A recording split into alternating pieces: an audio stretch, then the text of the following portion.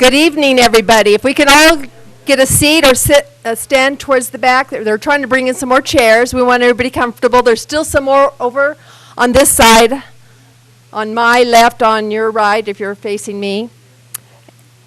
We're going to go ahead and get started because I know everybody's taking time out of their very busy evenings, and I know you're ready to get home to your home and your family.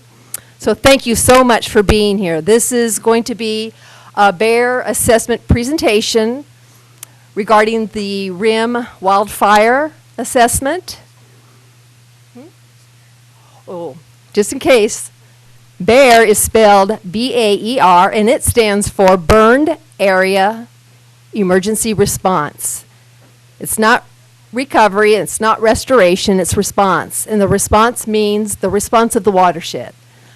BAER assessments go in and survey and assess the burned area following wildfires to see what the response of the burned soils and the watershed will be post-fire conditions compared to what was the watershed and soil response pre-fire conditions. So Todd Ellsworth, who's our BAER team leader, he'll go into that a little bit in more depth. I just wanted to generally say some introductions. We have some folks here. Even though this is a BAER presentation, we did bring some folks from the incident management team that is still currently managing the RIM wildfire and also doing the first phase following the wildfire, the rehabilitation phase, the suppression repair that's going on currently. And they'll speak to that. And then we'll have some general questions after their presentation, and then we'll bring Todd up. We do have some folks from the forest that are here that will be available after the presentations and the meeting adjourns. Let's see. I guess we'll bring up Gary Wuckner. Did I say that right? He's the information officer for the incident management team that's managing the fire. He's going to introduce his team. Thanks, Kathleen. Glad to see everybody here tonight, and many of you have seen other meetings. What we decided to do to add continuity to this is do another fire review of where we're at today. And so with that, we have Mike Strom, who's incident commander, deputy incident commander, and also Dave Cooper is here. So we'll be around also at the end. But I'm going to bring Mike up to give you a round robin on the map. We don't have the mic here. Do we have a portable mic? No, good, perfect. Mike? Try it without? Okay, very good. Good evening. I'm Mike Strawn, Incident Commander Trainee with the South Central Sierra team. The team was here at the beginning, embedded with the blue team, and then timed out at 14 days. And now we're back to help with the suppression repair. At this time, we've been here about 2 days, and we're getting right into it. So Division Alpha Bravo Sierra, what's going on in there is we've completed most of the repair in Alpha Bravo, and all the equipment is moving south towards Division Romeo. So the roads, dropping trees, chipping, anything that we can do to make the area safe so people can get back into the land in their houses. Division Romeo is looking really good, but there's still a lot of work to do. This road system in here, we continue to snag, drop hazardous trees alongside the road, chip, and check that country. Division Papa in Quebec, it's actually looking really good. We've got that in a patrol status. The road's open. There's still a lot of burned material in here that can flare up, but it's looking good. The Aspen Road, we're talking about well, we let people in there today and going to start road repair in there tomorrow. On around into Division Nancy and Mike, this is the reason why we don't have it 100% contained. The fire's moved up into the rocks in Yosemite, and it continues to burn. We've got three wild suppression crews in there just monitoring, doing a little suppression, and letting it continue to burn into those rocks. Yesterday, The fire down around the cabins became a little more active than we liked. We went in and did a little burning and dropped some water and checked it up. Everything looks really good around Hetch On up into Kilo Lima Zero, suppression efforts are almost complete. Continue to do a lot of chipping and improving the roads through this country here. Okay, Division Gulf and Henry, the Dodge Ridge area, we're making really good progress. When we first got here, they were saying 8 to 10 days worth of work up in that country. It looks like we're going to cut that back to about 6. They've gotten through the heavy. Let me get over here. They've gotten through the heavy timber area, and they're starting to break out into the lighter fuels. That'll speed up the suppression and repair, and it's looking good. Division Foxtrot, they continue to work some heavy equipment down in this country, and more tree falling and snagging. That's the same thing. And brushing, chipping through this country. Division Delta and Edwards, it's pretty much done through this country as well. Question came up earlier today at a meeting. What about the Cottonwood Road? Want to do some logging in there. We've got 2 days of work done on it and another couple more days, and that'll be pretty much complete. Are there any questions? Yes, sir. Chips, where they go? Right now, they're being cast in the forest. Thank you very much. Thank you, Mike. All right. I'd like to introduce our BAER assessment team leader, Todd Ellsworth. Okay, good evening. Thanks everybody for coming. Like Kathleen said, I'm Todd Ellsworth, currently leading the Forest Service Burned Area Emergency Response Team on the Rim Fire. And I'm from the Inyo National Forest. I'm the Watershed Program Manager, Soil Scientist. I used to work here on the Stanislaus at the Groveland District from 1995 to 2001. So I see lots of familiar faces in the audience from that time and through the whole BAER assessment process. So good to see some familiar faces. So what we'd like to do is go through briefly kind of what BAER is, bring everybody up to speed on that, and talk about kind of what we've been seeing out in the fire area, some of our initial assessments, what we've done so far, and where we're at in the process, where we need to be, and then show you we'll switch gears a little bit, switch to Google Earth, and we'll show you some pictures of the fire area, some specific areas we've been looking at, some of the areas of concern that we have that a lot of people brought to our attention throughout this process and at previous meetings, and then show us some preliminary results that we have also. Okay, so next slide. Can everybody see that? Okay, with the lights on? Okay, so like Mike said, right now we're working on fire suppression, and we generally think of post-fire rehabilitation as 3 different phases. And the fire team is working diligently with the forest on fire suppression repair, repairing dozer lines, repairing hand lines, chipping, those kinds of things.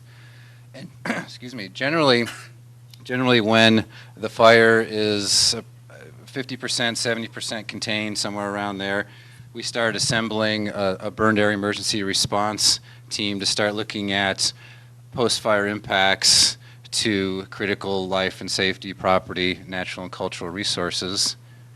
And that's called the Emergency Stabilization Program, which is what we're doing right now. So we're kind of doing both processes right now.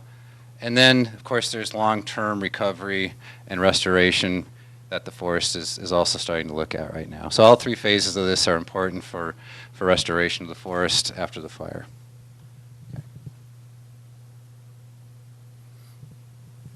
So, like I said, BAER we identify an imminent, a critical word here, post-wildfire threats, and our main focus is threats to human life and property and safety. and then natural and cultural resources.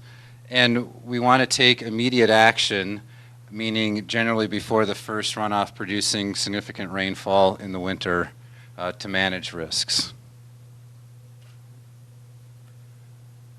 BAER is not suppression rehabilitation, and it's not long-term recovery. So it's a pretty narrowly focused program. And it has 3 phases. We're in the assessment phase right now, but we're also doing some implementation. When we got here, we identified some critical risks right away.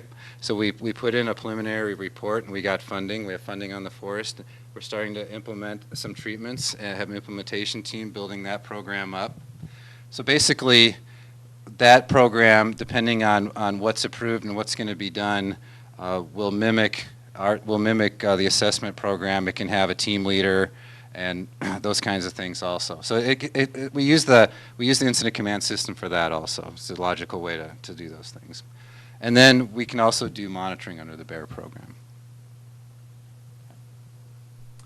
So the BAER assessment team consists of many specialists, including hydrologists and soil scientists. And we have all these different people on the team. And one of the critical things we're looking at are the roads. So we have many road engineers and technicians on this team looking at the roads within the fire area. An absolutely critical part of this process that a lot of people here have been involved with is interagency and stakeholder coordination to provide information to us to be able to do the assessment very quickly and rapidly that we're supposed to do, and also to provide information to the team, work with the team. We oftentimes on fires we have very close coordination with the NRCS, and on this particular fire we have that coordination, and also with the Park Service, since a lot of the fire burned on the park, and the park also has their own BAER team with a team leader. It's a lot smaller than our team is, and we've been sharing resources, sharing modeling techniques, and those kinds of things, which is typical of what we do. Our processes are very, very similar. So we do that.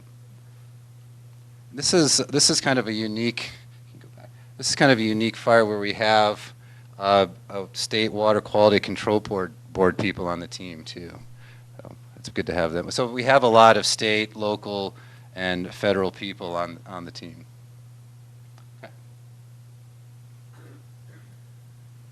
So why is BAER important? One of the main things we look at is threats to life and property. The Priest fire killed somebody post-fire on Priest Grade. The Waldo fire, there was also several people that died after that fire in post-fire flooding. So that's one of the critical things we look at and try to get an understanding of what those risks are to life and safety and property, and work with the different agencies to make sure people know what those risks are and try to mitigate some of those risks. And mitigation can include also letting people know what's going on, early warning systems, and those kinds of things. Also, post-fire flooding can damage property, and we're taking a very hard look at all our roads and trails in the fire area, and we'll show you some of those things a little bit later. But we've seen this in Southern California, see this on the Front Range of Colorado and other places. Debris flows and heavy rainfall and sediment-laden streams can damage a lot of property. We also take a look at critical natural and cultural resources. And one of the more critical things we're looking on this fire is the spread of noxious weeds. Very concerned about that. Water quality, very concerned about. And also we have quite a few cultural resources in the fire area, and we're doing a rapid assessment on those also. So some of the key processes in the BAER assessment include finalizing the soil burn severity map, which I'll talk a little bit more when we do the Google Earth presentation, and identifying those threats to the values, critical values, and then assessing what those risks are. We're kind of in this stage of the process right now.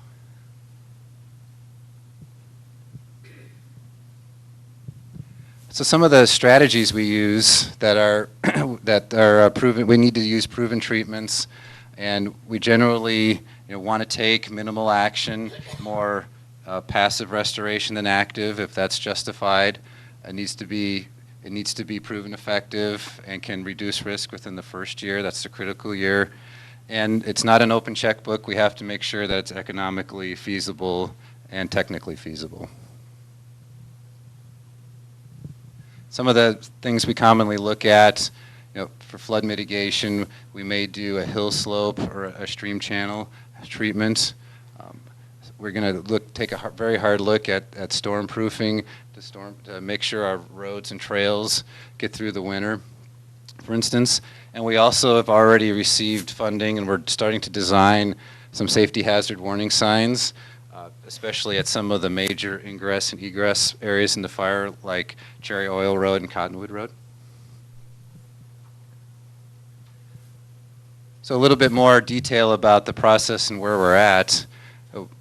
We've identifying unacceptable risks to critical values, and we're sort of in this part of the assessment right here. So we're doing this, and we're finalizing this, and we're also finalizing some treatment recommendations. Then the next step is we present our findings to the line officer. In this case, it's Susan, and Susan can approve the plan. And then it goes to the regional office, and they have 3 days to review it and approve it. And usually there's some negotiation back and forth. And then if it's over a certain dollar amount, the national office, the Washington office, has to approve it. And then at that point, we can start implementation. So far, I said when we got here, we knew that we didn't want to wait till the end of the assessment to start getting some things on the ground. So we identified some critical areas and critical values that we submitted an initial report on that was approved, and we have funding here on the forest that we're starting to work on. For instance, we're doing hazard signs, like I said, in some of the major ingress and egress areas. We're also starting to do some culvert cleaning, hazard tree removal on some critical roads, and also starting to storm-proof some roads, among other treatments. So, in summary, the BAER program is supposed to address short-term emergency situations created by the fire. And we take this very seriously. The emergency is not over when the flames are out. In some ways the work has just begun, and some of the risks have just begun. And we can't prevent everything from happening, so there are some limitations, and there's no guarantee that flooding and losses will be totally 100% prevented. Okay. So now we'll change to the multimedia part of our presentation. And this is the burn severity map that we create. We have an initial map that we get from satellites generally. In the old days, we used to fly around in helicopters and map that way. That's what they had to do at the 87 complex. It took them a while to do that. The polygons are generally, the areas are usually really big then. So we get this from the satellite. We get an initial map from the satellite imagery. And then we have our specialists, mostly soil scientists, hydrologists, and geologists, go out and look at what effects of the fire are to soil and watershed resources. And then we modify that initial map to come up with a burn severity map like this. And we use this is a very, very critical part of the process, because we use this map to evaluate where some of the high risk for areas that might come down for flooding. We call them flood source areas, mostly the red areas and some of the yellow areas. So we're mostly focused on high and moderate severity areas, but we do visit other areas to kind of get a reference point of how things might have changed post-fire.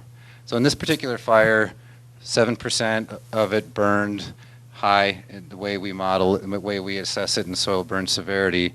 That's about 18,000 acres of it. And that includes, this is all lands, so it includes the park also, and other lands within the fire area. And we found that about 37% burned at moderate severity, which is about 95,000 acres, I think, throughout the fire area. And again, I said we worked really closely with the Park Service BAER team, kind of validate things on the park side also.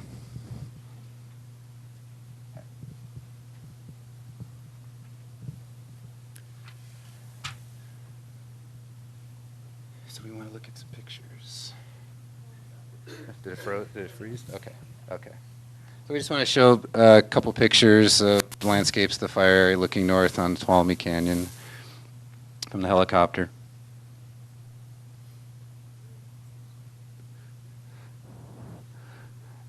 And from the, I think the next one's from the Lumsden Bridge.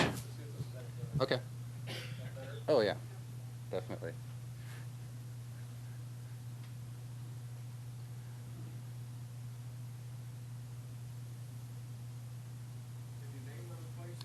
Yes, yes. This is the first one was looking north from Highway 120 near the intersection of Cherry Lake Road. This one is looking up the Tuolumne River Canyon north of the Lumsden Bridge campground. The next one is Cottonwood Road east of the Clavey River.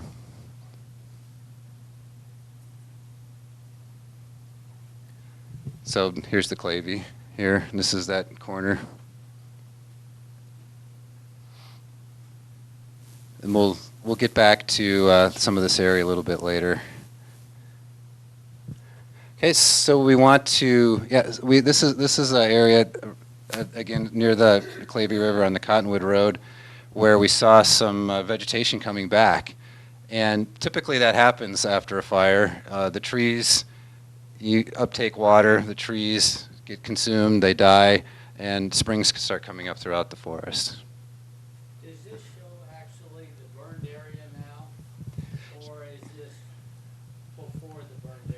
This is the burned area, correct.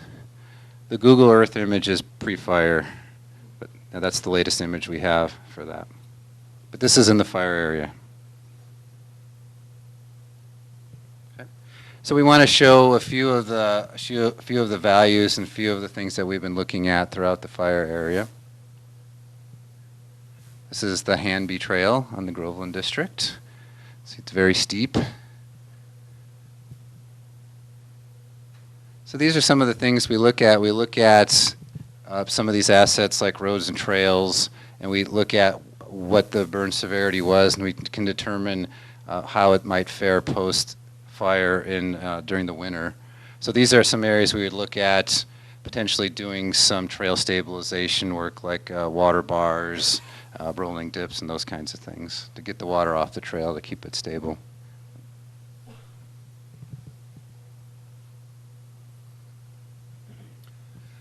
On steep trails, oftentimes when the vegetation burns, it holds the soil in place, so you get quite a bit of sloughing or dry ravel.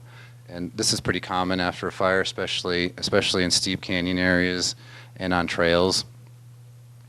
So some of the trails throughout the fire area we've been looking at, including some parts of this, the Hanby Trail, we thought that it might not overwinter very well, and that some of it might get sloughed off, even if we do implement some treatments on it. So that's kind of some of the thought process we go through. Is it going to be worthwhile doing that, or is it we're going to just lose a lot of the trail anyway? Okay. So another critical value we're looking at are hazard trees throughout the fire area and campgrounds, recreation sites, critical road access. This is just an example of a hazard tree we'll address at the Rim of the World. Maybe. There's a lot of data on this thing.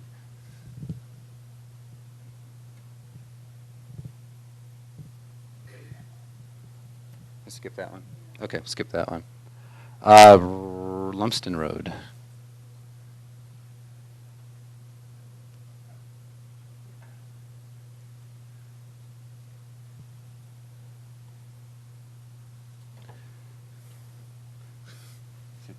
Glitching. Internet access. Okay. So this is the Lumsden Road on the Groveland District, and obviously, even pre-fire, it had some stability issues. Post-fire, we're finding these large debris cones on here, and we have a fairly high rockfall hazard that we're looking at So some of the mitigations we could do is potentially try to mitigate some of the rockfall, put in rockfall hazard signs, let users know those things are happening. One of the more critical areas we're looking at in the fire area is the Granite Creek watershed that flows into Cherry Creek. And this watershed burned, a lot of this watershed burned at high and moderate severity. So we're looking really closely at potential effects to the power plant, and the Cherry Oil Road crosses several tributaries of that creek and culverts, critical access for forest users and Hetch Hetchy.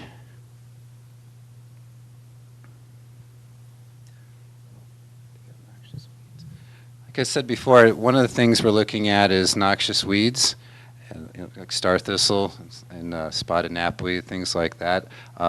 What happens is a lot of times during the suppression of the fire, dozer lines and other equipment go through infestations and then can spread it into the fire area. And it's the burned area is a great seed bed for these things to get established. So we're taking a really hard look at what the extent of that might be, what the weeds are, and developing some treatments to try to eradicate those.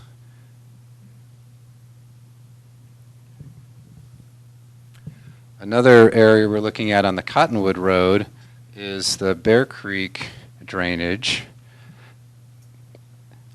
And we have a fairly large culvert there already. It's about 10 feet. But we have some of these conditions above that. We have some, this is the water coming down, the drainage is coming down here. So we have some perched rock and logs on there. And a lot of the watershed burned with high and moderate severity. So we're concerned about increased flows coming down there. So that's one thing that we're looking at, what types of things we might be able to do to stabilize the hill slope and or upgrade the culvert and upgrade the fill slope on Cottonwood Road. So, and a lot of times we do that. We look at kind of a suite of treatments in a particular area to help mitigate the risk.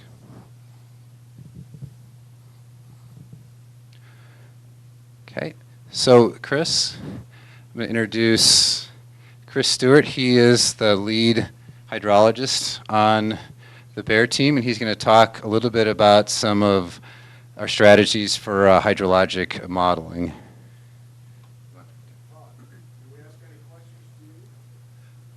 You want to wait till we're done? We're almost done. We're almost done. Okay. So hold your question till we get done. We can answer some questions.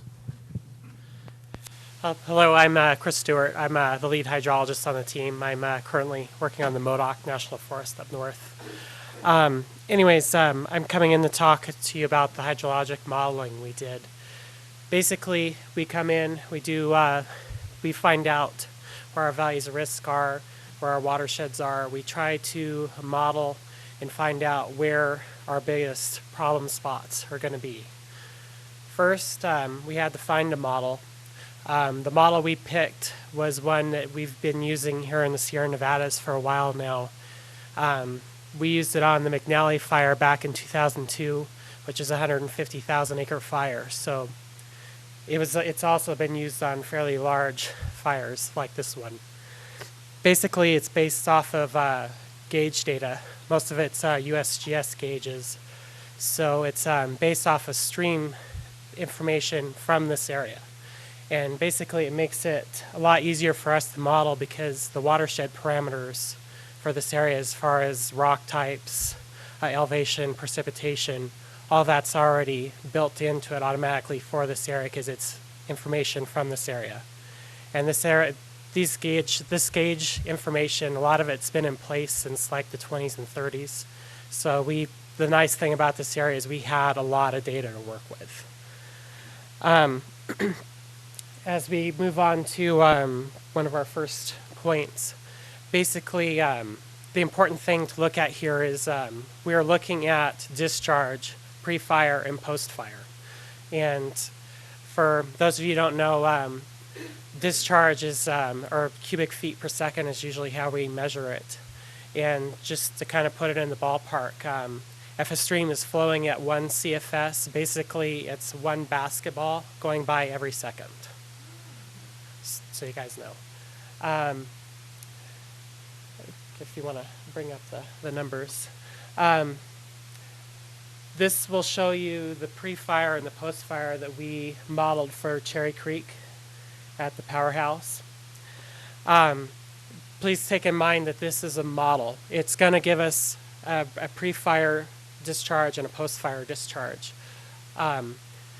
Those numbers probably aren't perfect. The big thing that we're looking at is the difference between the pre-fire and the post-fire. And basically what it does is it points us in the direction of where we need to look at things and make sure that we're okay, or if we need to start thinking of options of things we could do. This is the results from the Cherry Creek powerhouse area. Please keep in mind this is all preliminary. We haven't published our final report yet.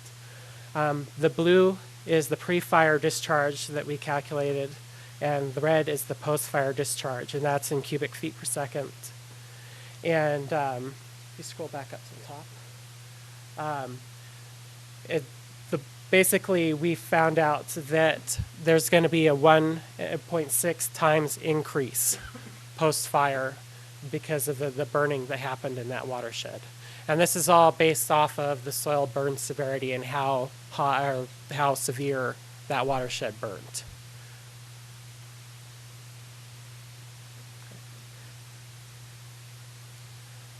We'll move on to Granite Creek, which Todd just showed you just some pictures of earlier. We're kind of worried about the powerhouse and some of the roads and other values of risk in that watershed. And as you can see here, we have almost a 5 times increase of from pre-fire to post-fire. This is peak. This is peak discharge from a modeled storm, and basically, our modeled storm we're modeling for the average damaging storm event, which here is going to be that first frontal storm that comes in maybe in October or November. We can't model for big storms. One, because like those 100-year storms, 50-year storms, we don't have the data to be able to model for that. And then also, if you get a really big storm event, it gets to the point where the fire becomes negligible. You're going to be getting a big flooding watershed event coming off of this area, whether the fire is there or not. So that's why we model for what we consider the average damaging storm event that would happen this fall.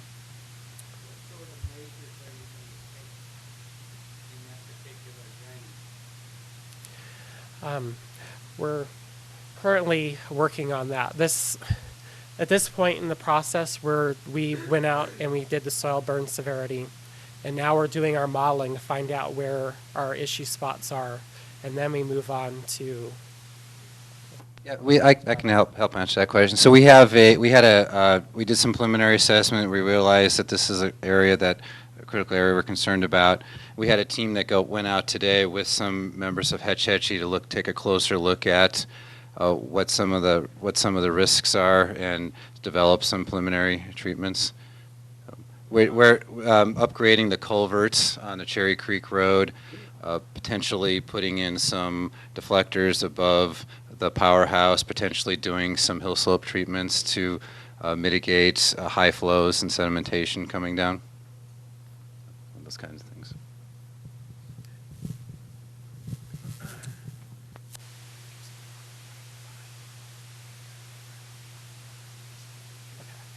Yeah, basically the average annual storm, we're using the 1.5 year event, if that helps.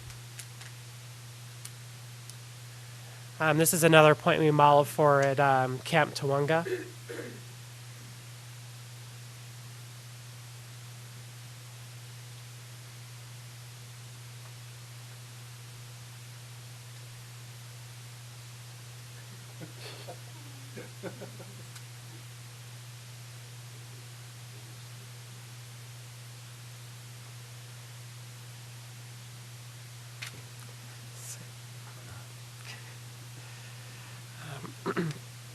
Oh, there we go.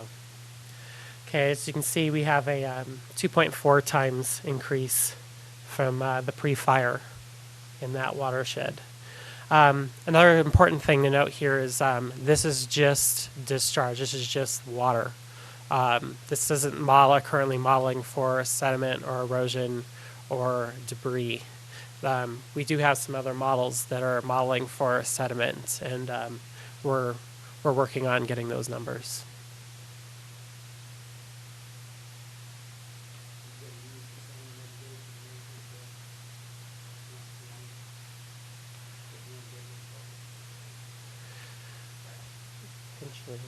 Want to talk about? Yeah, so at Camp Tawonga, that's a piece of private land within the forest.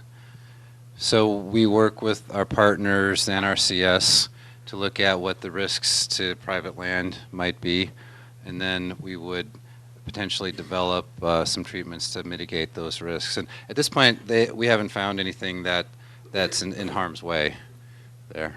So. Does that mean that there's, because there's no more watershed, there's 2.5 times more water coming down because it's absorbed? Basically, it's all based off of soil burn severity. So the vegetation is burned. There, in some cases, there's some hydrophobic soils. It's just you don't have that rainwater interception anymore. You don't have, basically you don't have the uptake from the plants. And all that ash and everything is just, it's going to come down. 2.5 more times water coming down the hill because it didn't stop to absorb. Yeah.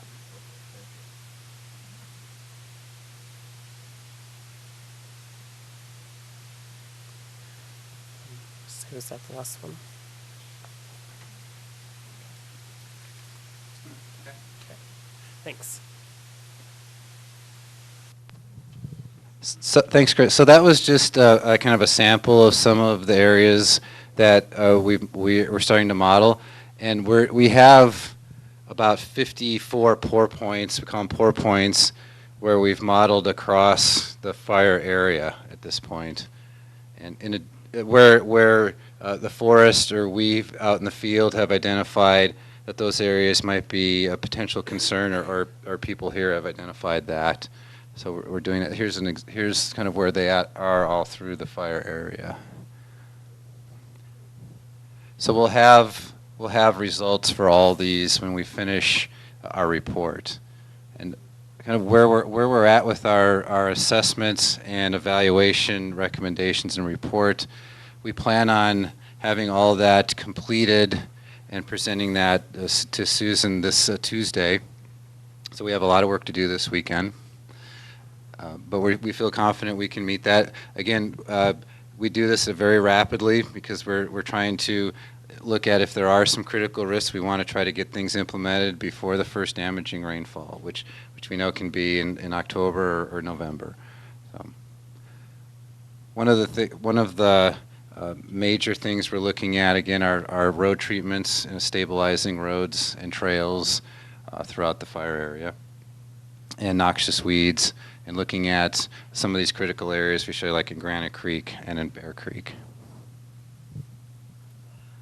Okay, so we want to just well, another area that we model are we call them hydrologic unit code. They're 6 field watersheds, and they're about 10,000 to 40,000 acres in size. And we usually we usually use that size watershed for analysis of the fire and some other forest projects. So we have a chart that kind of shows a comparison of all those watersheds that shows, based on the post-fire effects on the watershed and soil condition, what changes that we expect. So again, the critical thing here is not necessarily the number, but kind of the percent change. So for instance, in the Jawbone Creek watershed, we have a decent change from pre-fire to post-fire. Same with lower South Fork Tuolumne River and the lower Clavey River. But some watersheds we don't have very much change at all, where they might not have burned very much, or they burned at low severity, like Big Creek and Grapevine Creek. and the lower North Fork of the Tuolumne River, for instance. So this just gives us a quick snapshot. Again, we want to focus in on what the high-risk areas are. So we use these models as a tool, as well as our observations out in the field, to help us focus in on those critical areas. Okay, that's all I have for presentation.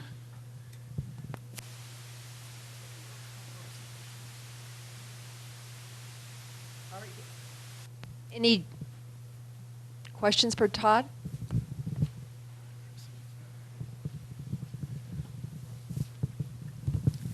Todd, I'm sure that everyone is very appreciative of all the professional efforts you guys are doing out there, and it's good to understand what you guys are focusing on. I know that some may not understand that soil burn severity map has nothing to do with the vegetation burn severity.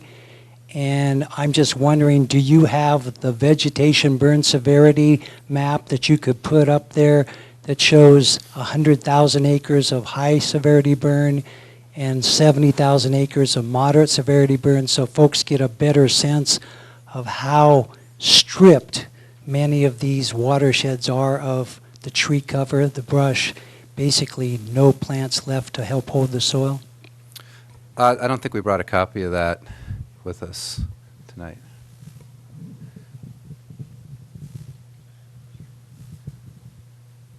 At this point, what's your general feeling that funding for the restoration is going to take place?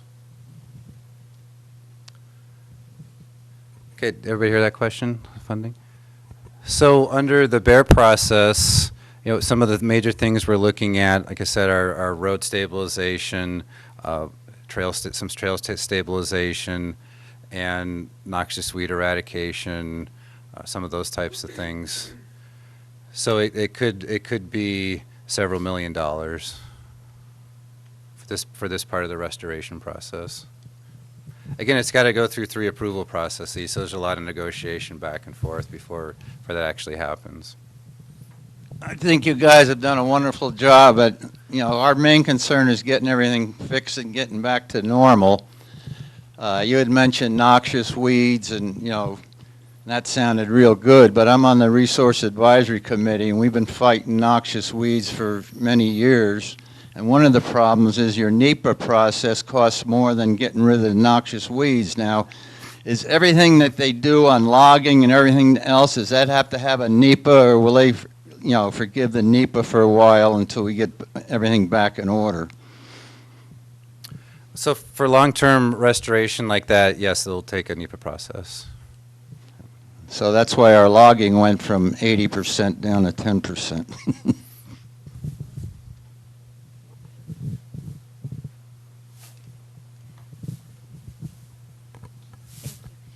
Could you please tell me what the acreage was for the low severity burn to the soil? You gave the acreages. I just missed the third one for the low 39%. Okay, I think I have it here. Does anybody have that? I think I wrote it down.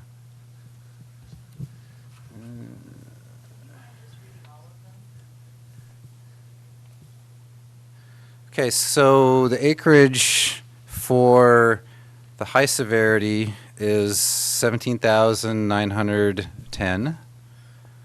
For moderate severity is 94,664 acres. For low severity, it's 99,784 acres.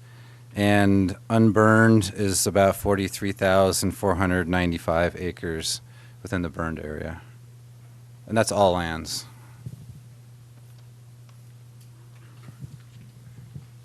Yes, my name's Tim Erickson, and I'm a permittee. There's quite a few of them here. You mentioned everything on your list there, like the fish and wildlife, the cultural aspects, but you don't mention permitted livestock, and they backfire right into the fire where the livestock are with about 2 hours warning. And there's been some dead ones. I know there's people within the agency that don't like livestock on there, and there's activist groups outside that don't like them, that don't know anything about livestock. But I want to know why that's not on there, And some of those places, we told them there are livestock there, and they lit it afire and let it burn. And I also see places in there that the fire stopped at a little trail. Why don't they put those out instead of trying to burn everything within? Maybe that's a question for Mike. I don't see livestock on there, is why there's probably a few thousand head of livestock in that area. Well, and we did hear that, but right now, this is a BAER meeting, and we're trying to focus on the BAER. Well, it's not a BAER part of the program. Right now, we're giving you what is, Forest Service only can treat and assess what's part of the BAER program. Okay, my question is, why isn't it part of the BAER program? Because if we can show you after this meeting, right now we're taking general questions about the presentation that was given for BAER.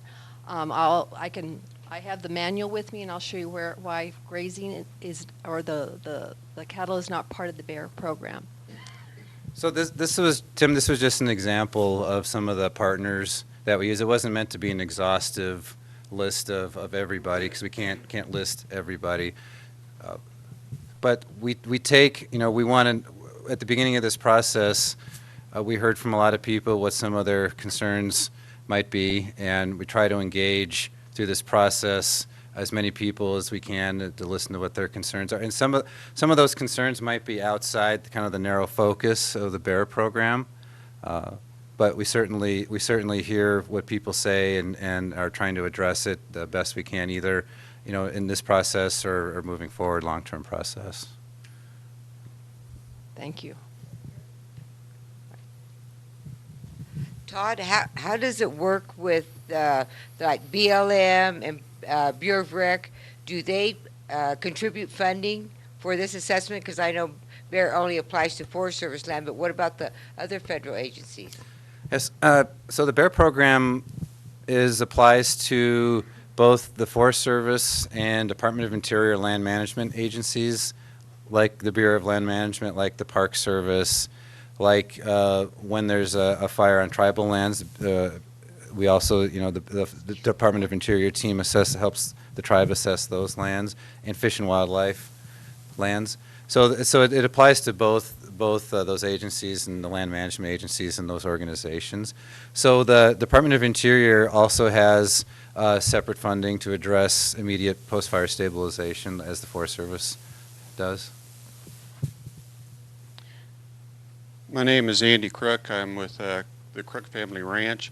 Back to a previous point on the assessment, I was called, I think it was last Sunday or a little bit past that. No, it was Sunday and into Monday, and I was told by the liaison officer that the forest supervisor had asked for livestock losses and he had 2 hours to do it. So I gave him the best estimate that we had, and then provided, they had the numbers to everybody else. So I'm a little bit confused as far as, or my question is, where does that assessment fall in? There was a high level of urgency for that. It sounded like it was a BAER type of activity, but I guess to the point, I don't see it. Thank you. I'm not sure I can answer that question. It might be Susan. I agree. A couple weeks. Is this on? Is it on? Yes. Yeah. Yeah.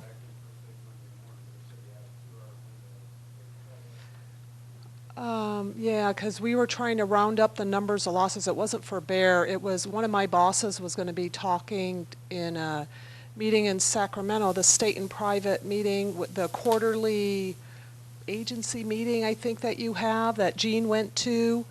And is Farm Bureau at that? It was for that kind of agency. Just trying to give them an idea of where we were on numbers, because, we've been finding some small amounts, but trying to round up totally what we thought the losses were on cattle.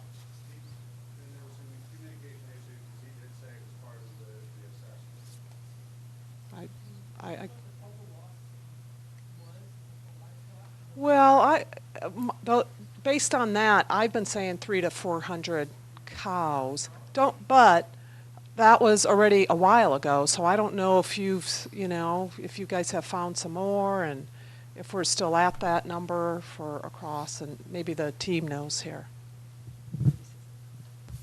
Yeah, we're continue to look for cows. We're when we find them, we GPS them. It's a moving target, of course. But from what I understand, we found some cows just yesterday. So we're continuing to look, and when we find them, we'll notify. I'm sorry, I don't have that number. Thank you, Mike. Thank you. Any questions about the BAER program and presentation, please? Yeah, my question as a private citizen is basically roads was one of your primary functions. It took 40 to 50 years to build them and establish them. Now, 20 years of neglect, how come the emphasis is back on roads again? Okay, so what we do is we look at the fire impact, potential fire impact on the roads and post-fire runoff and try to stabilize some of the critical roads through the fire area. So we just try to look at is there going to be a loss of the infrastructure during the winter, clean culverts, do some storm proofing, those kinds of things. Yeah, you mentioned that the Park Service has their own BAER team working in there. So are you guys going to be assisting in the stabilization in there, or are they handling that on their own? And then also with Hetch Hetchy Water Supply, is SFPUC involved in the stabilization for the watershed? So the Park Service, they're finishing their report today or tomorrow. I think they're going to do a closeout with the Park Superintendent, the Department of Interior BAER team. And I'm not sure when they move forward if the forest will be assisting them in doing implementation. That certainly can happen. There needs to be some coordination between the agencies, definitely. So I think that we've established that communication. I know Susan has that communication with the Park Service Superintendent, so that will continue. And your second part was? I don't know. San Francisco. Oh, yeah. I mean, they've been 100% involved in all those discussions and working with both us and the Park Service BAER team. Can you walk us through the process, how you assemble a BAER team? You have numerous disciplines on the team. Are they all originating, say, from the western states? Because this is unlike territory that you find in New Hampshire or Montana. Can you give us some idea? Are those people from local headquarters or what? So we try to, we look at, what the scope and severity and complexity of the fire is, and we start to get an understanding of what some of the critical values are from the forest and other people. And then we want to build a team from the ground up. The local people have the best knowledge of the area, have contacts, and know who to contact and know the subtleties of the landscape. So we build it up from the local people, and then when we have a fire this big and this complex, it overwhelms the ability of the forest to evaluate things in a timely manner. So then we start looking at resources from adjacent forests and then adjacent states. So we have a list similar to a list that the fire people have for fires, and we can order people with different specialties and different skills from that list to help the forest assess the fire, which is what we did on this fire. And I think most everybody is from California on the BAER team. I can't think of anyone. Oh, sorry. I'm sorry. Our Google Earth people are from out of state, among others. And I know Sherry just moved back here. She used to work in Colorado. But we do pull people from different states, mainly in the West, because that's where most of people are familiar with the ecosystems, fire behavior, those types of things. But we do have a list that's countrywide, so we can pull people from wherever in the United States. People might have that skill, just like the fire teams do. Yes. Local here, Tom Hurst. With the urgency of the winter coming. We only got 5, 6, 7, 8 weeks, and it's going to be bad. Is some of the red tape going to be stripped away to get some of this stuff going right away, or is it going to go through the normal government channels, or is it going to be expedited, hopefully? The red tape is stripped away, yes. Okay, thank you. We try to expedite things as fast as we can. On your team, do you have just Forest Service personnel, or do you have people have a vested interest in anybody that's interested in the forest, or how do you choose outsiders? If I say outsiders, not Forest Service personnel, or are they allowed? So we do have people that are not Forest Service employees or federal employees on the team. Generally, it's interested and affected state, local, and county agencies. For instance, we have CAL FIRE has been participating. We have some other state water quality control board people, state California Fish and Wildlife, and we also have been working very closely with the county roads department and county administrator, county board of supervisors. But generally on the team, it's generally limited to people that have a particular specialty or specialist that can have that technical ability to bring that to the team. A question on the endangered species. There's a study underway for yellow-legged frog habitat, and I'm sure this area impacted that. Will you make a recommendation to hold off on that, or will that study, I think there's a lot of cooked yellow-legged frogs now, but will this stop that study from moving on? So which study are you referring to? Endangered species on the yellow-legged frog habitat. No, this won't stop that study.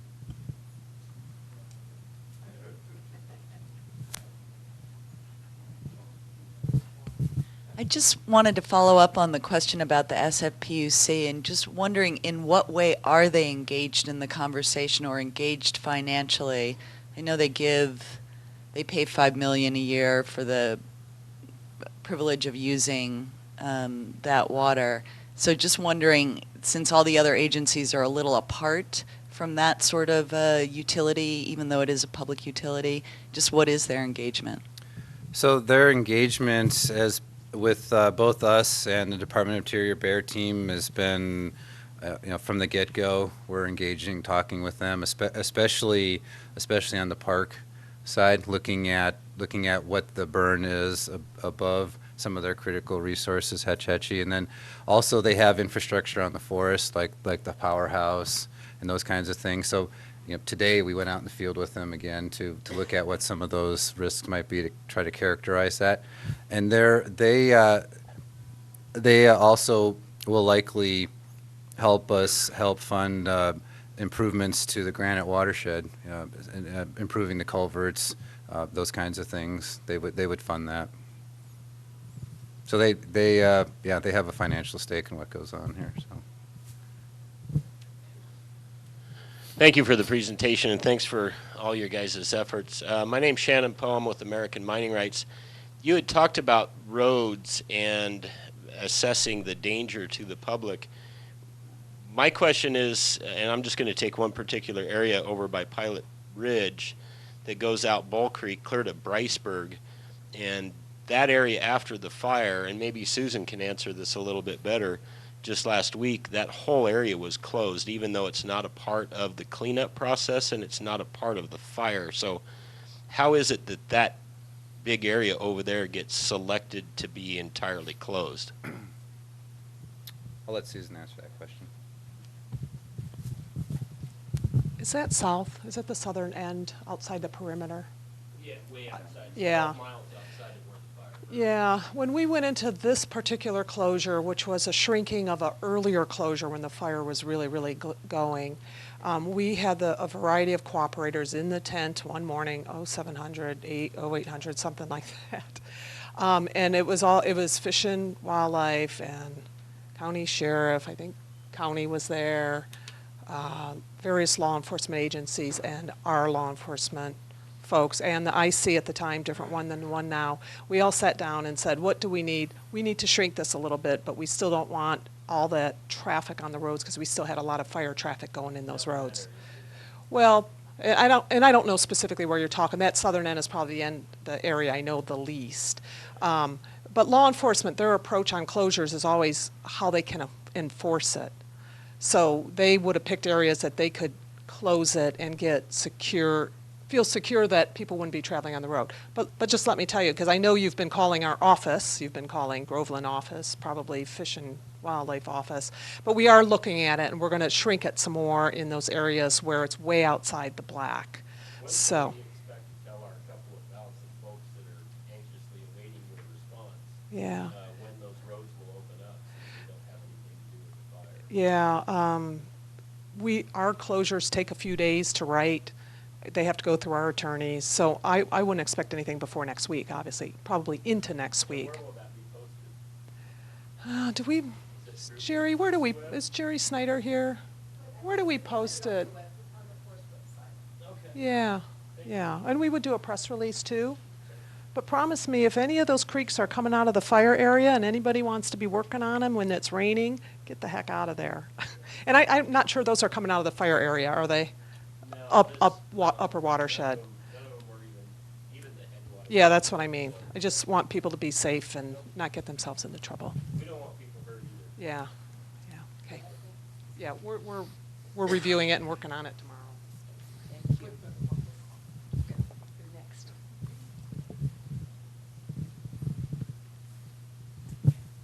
Back to the star thistle or potential star thistle issue and the treatment for that. Are you guys going to treat deeded land up there too, or are they on their own? So deeded land, help me with what that is. Oh, private landowners? We wouldn't do that on private land. No, we wouldn't do that. Is NRCS here? Is that Matt? Okay. Here, Matt.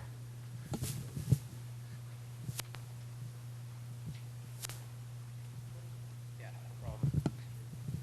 We have, for producers who are already working with us, we have our typical programs, sign-up period for the Environmental Quality Incentives Program. That is going to be sometime in November, I think, this year. It's yet to be announced, but in that general time frame. And then we also have a fire recovery fund. It's a statewide fund, and that's going to start. We're going to start accepting applications for that in October, so pretty soon. And that's going to be a statewide fund. So anybody affected by fire in the state over the past 2 years that has an agricultural operation or a forestry operation can apply for funds through that. And we do have some practices that can address invasive weeds.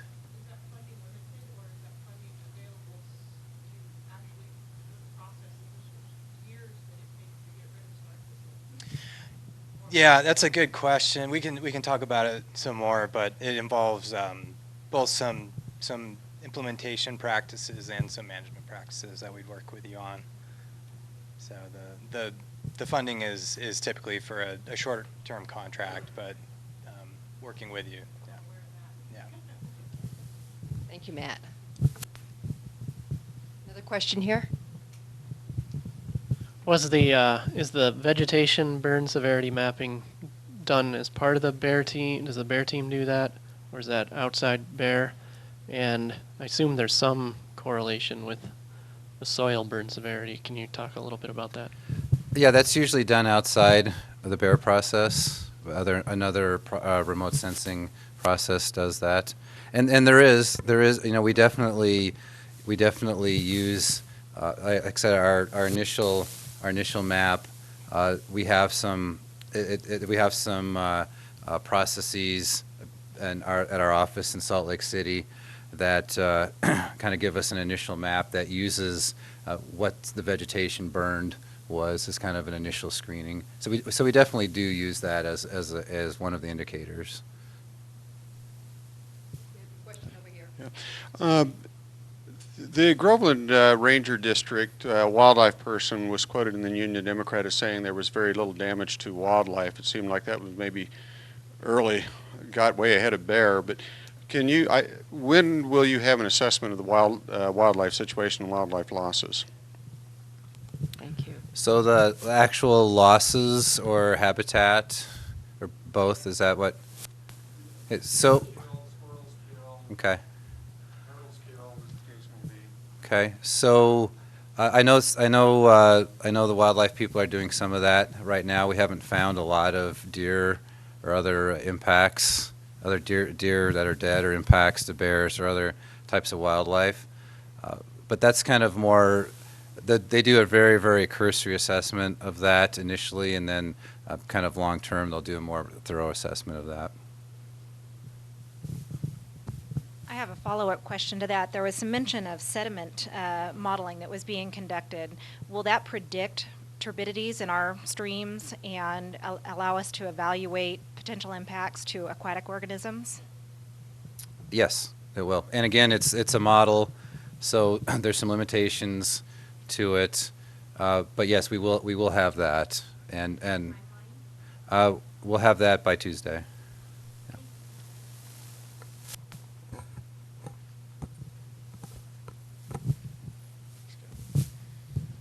In the noxious weed section question, if the fire would have started on somebody's private land and spread through the forest, would that person be responsible for noxious weed control or something, or to a degree?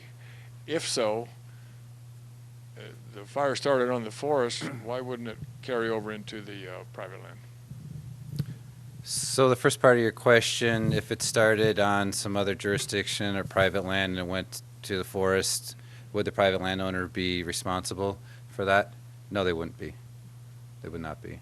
It would be, we look at what some of the dozer lines are and what some of the other areas that were affected by the fire and what the spread could be. So it wouldn't matter where it started. With respect to your answer to the last question, can you explain the recent settlement against SPI on the Moonlight Fire then? No, I can't. It is in direct contravention to your answer. Well, I'll let Randy, he knows the specific details better. On the Moonlight Fire, it ostensibly started on the SPI land, and the Forest Service sued them. And the settlement was $55 million and 20-some thousand acres of land transferred to the Forest Service because it was started on private land. The reverse doesn't happen.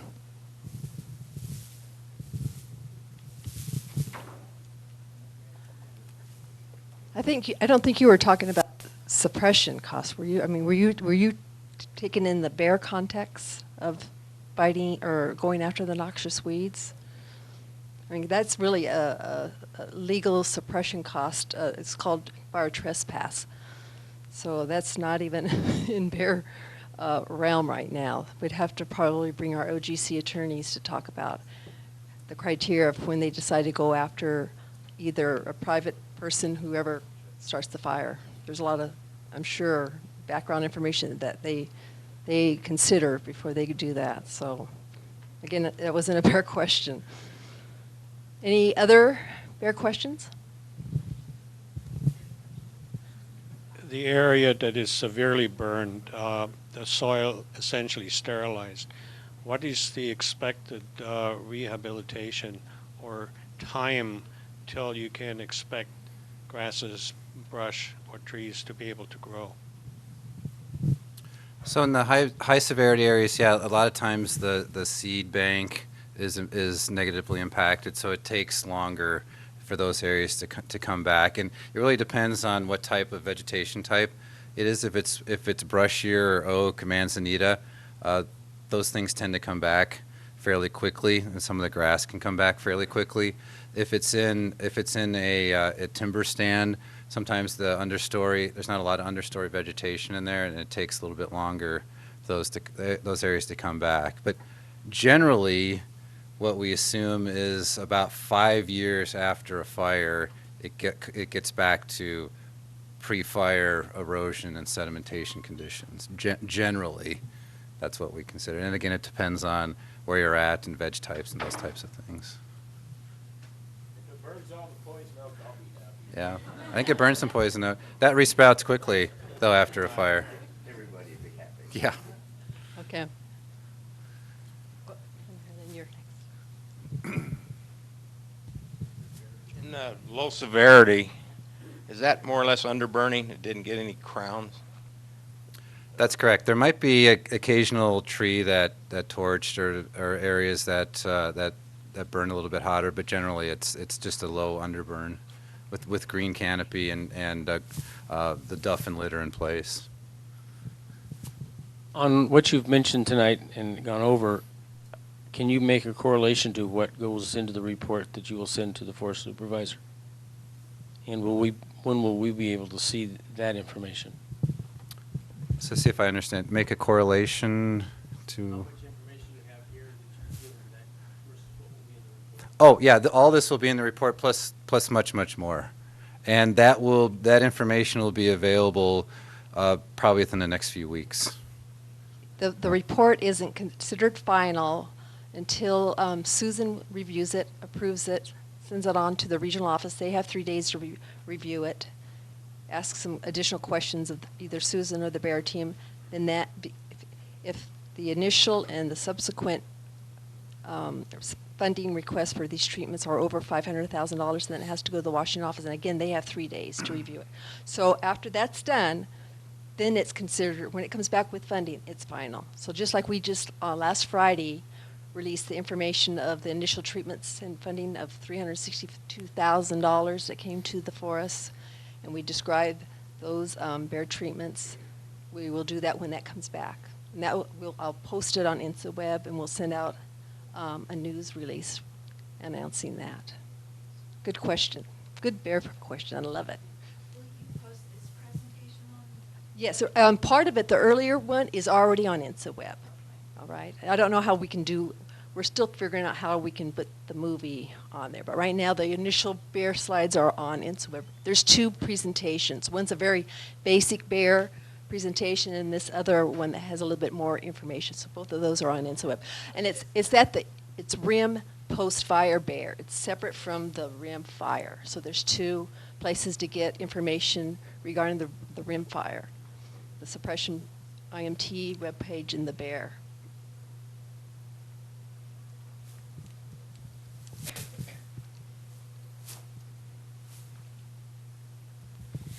Yeah, Susan, you and I this is Sherry Brennan, we had a conversation when I came in, and I still think there's some confusion. So will the BAER team make some recommendation on grazing allotments in the future, or are they not going to be involved? And will they make a recommendation or not? In working with the Forest Range Cons, yes, we'll make a recommendation to Susan regarding that.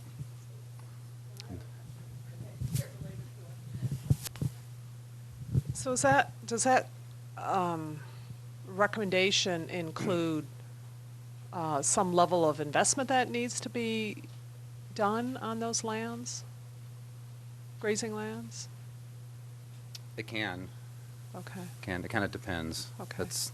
I didn't know what the can, suite of actions could be. Yeah. You know, if there's a recommendation for some level of. But we're working with Sue and Dawn on that.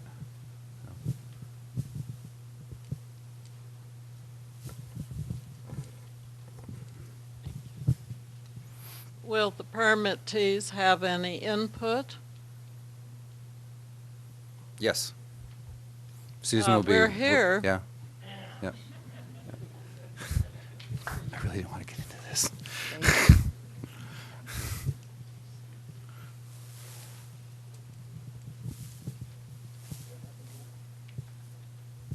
There have been a few questions about noxious weed control on private property.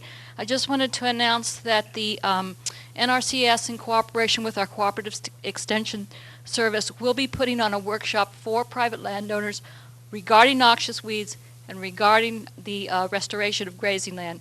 And that is going to be either October 15th or October 17th in Groveland. So it is on the Tuolumne County Resource Conservation District's website. So you can look that up and you can get the information there. I'll also be receiving a flyer from Amy Rocha from NRCS, and so I'll be posting that flyer. She's hoping to send that to me tomorrow, and I'll also post that on the INSA webpage for BAER, okay? So look for that. I'll probably put it at the top where it says announcements. I think I have a gentleman over here. Yeah. How long will you be monitoring these points, these various areas for runoff, sedimentation, etc.?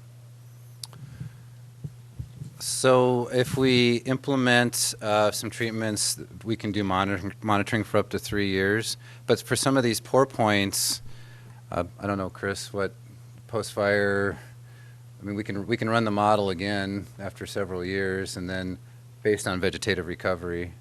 So, yeah. Basically, the numbers we were showing you tonight is for that first average. The average is from Yeah.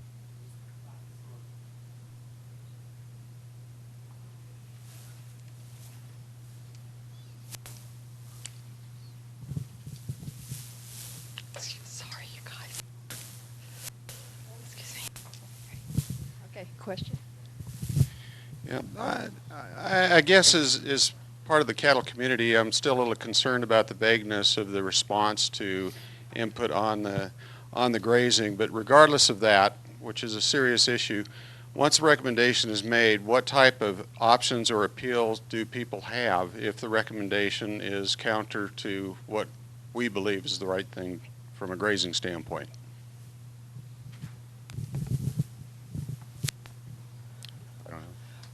Well, I think we have to clarify, Todd. I mean, is our BAER assessment recommendation going to be part of the report? Is it just going to be part of information that's given to the forest range program manager? Yeah, so what we do is we've been out on the ground quite a bit with a lot of people and working, including the forest range cons. And so what we say is non-binding. We will just say, this is what we see in the ground, this is what we recommend, and then it's Susan's decision on what she'd like to do.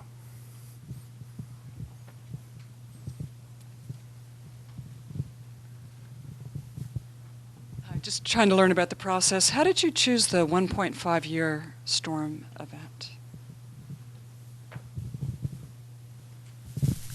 Basically, this is based off of discharge in the stream. So try to figure out how to explain this without going into too much hydrology and scientific background. But basically, they have this point in the channel. It's called the bank full level. It's the point where if you get any more water coming out of the channel, it spills onto the floodplain. Basically, that's the point that maintains your channel for both your flow and your sediment, and there's a lot more to it than that. But basically, on average, the 1.5 year discharge is that average flow that maintains that bank flow level and the function of your channel. So every 1.5 years. And it's that 1.5 year average storm event, and that's what forms your channel, basically, and keeps it in equilibrium. And that's why we choose the 1.5 year as our average. Makes sense. So it's not a every year storm. It's maybe every other year. Okay. Over here first.